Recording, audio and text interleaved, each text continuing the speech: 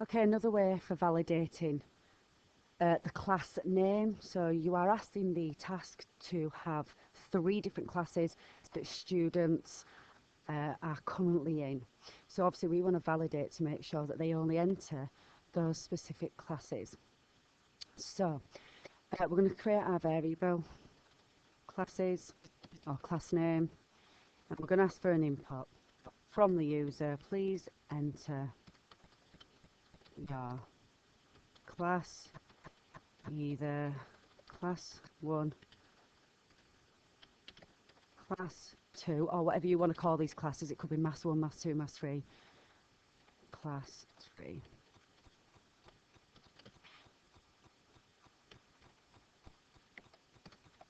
Okay, we'll put a space there and a colon. Okay, so we're going to have a check, and we're going to give it a number, so it's either 1 or 0. If 1's entered, then the check's not been met. If 0, then the check has been met. So I'm either going to call this check or valid or something like that. So valid currently is set to 1. Remember, you can use double quotes here rather than single. So we're going to do a while loop to check. So we'll set what valid is currently set to. So while valid equals 1. So basically, while it's not being met. So if it hasn't been met, it's 1. So valid equals 1.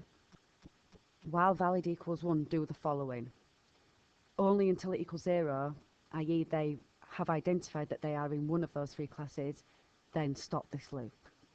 So while valid equals 1, we'll have an if within that. So if class equals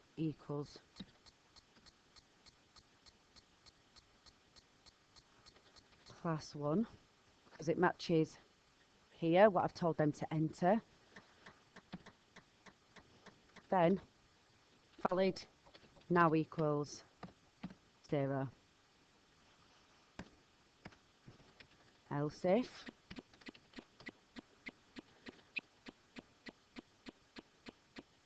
classes, oops, should have called that classes,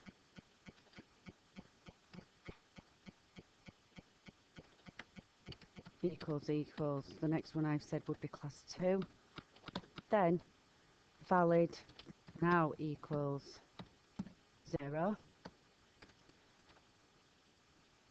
elif classes equals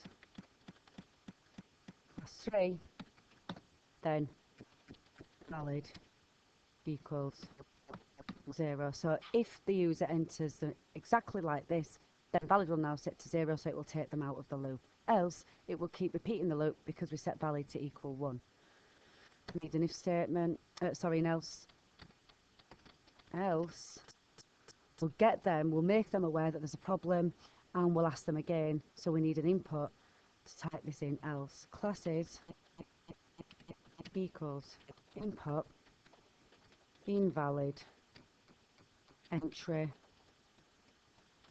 please enter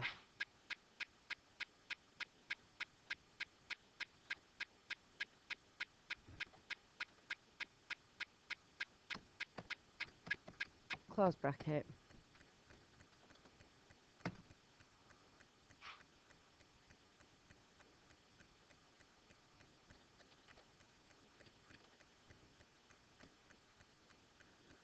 Okay, so we're using the while loop, setting the valid or the check, whatever you want to call it. It says currently equal 1. Whilst it equals 1, continue this loop.